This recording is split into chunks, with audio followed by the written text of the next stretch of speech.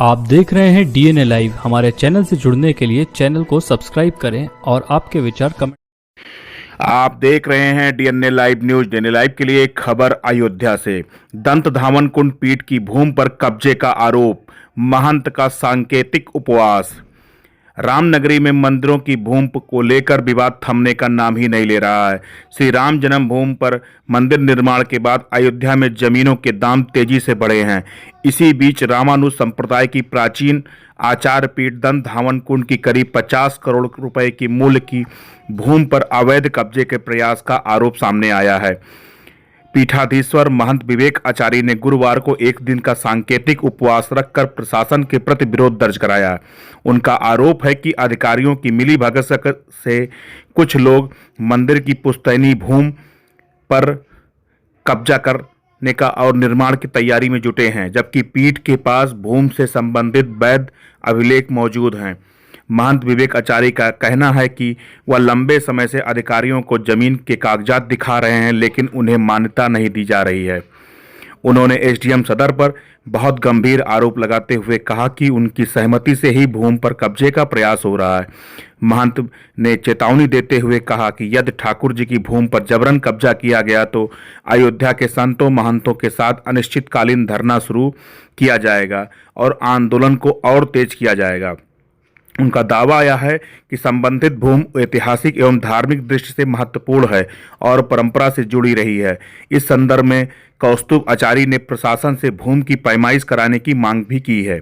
उनका कहना है कि वर्षों पूर्व भूमि की फर्जी रजिस्ट्री कराई गई है और अब बिना पैमाइश के कब्जे का प्रयास किया जा रहा है। उन्होंने स्पष्ट किया कि किसी भी कीमत पर मंदिर की जमीन पर अवैध कब्जा नहीं होने दिया जाएगा। फिलहाल मामले को लेकर संत समाज में आक्रोश है। प्रशासनिक स्तर पर क्या कदम उठाए जाते हैं, इस पर सभी की नजरें टिकी हुई है। देखिए क्या कुछ कहा महंत विवेक आचार्य ने व कौस्तुभ आचार्य ने। ऐसा विदित है कि गत दिनों हमारी जो करीब तकरीबन 50 करोड़ के आसपास की जमीनों को कब्जा करने का कार्य एसडीएम सदर के द्वारा कराया जा रहा है और जिसपे सूचना देने के बाद भी कोई कार्रवाई नहीं हो रही है। तो उसको लेकर के आज आंशिक मैंने जो है ये आपका अनशन प्रारंभ किया है और अगर आने वाले समय में अगर इस चीज पे कार्रवाई या जांच नहीं होती है तो ये अनशन कंटिन्यू होगा और बहुत बड़े स्तर पर भी जाएगा।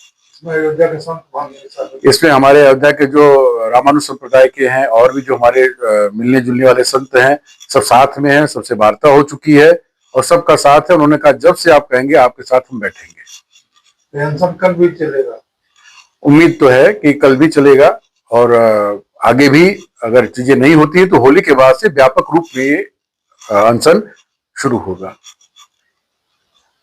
हमारी मांग सरकार से, माननीय मुख्यमंत्री जी से और समस्त अधिकारियों से यही है कि न्याय हित में इसकी जांच कराई जाए और जांच करा के दूध का दूध पानी का पानी किया जाए। हमारे पेपरों को भी देखा जाए और अगले के पेपरों को भी देखा जाए।